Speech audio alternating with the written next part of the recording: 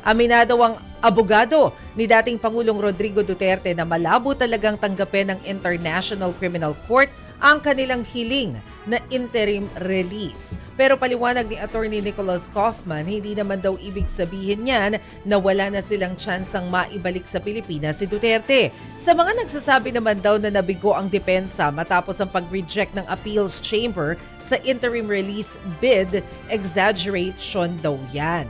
Ayon kay Kaufman, ginawa naman nila ang kanilang trabaho bilang abogado ng dating Pangulo.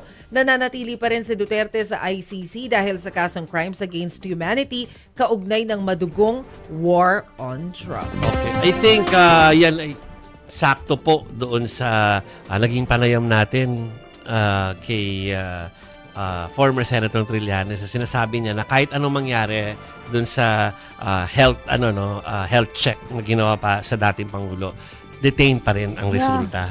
Di ba yun yung paliwanag at least sa paniniwala ni Senator Trillanes. Pero anyway, kahit na ganyan na nangyayari, papunta naman doon ang mga pamilya, no? Naka-shifting sila.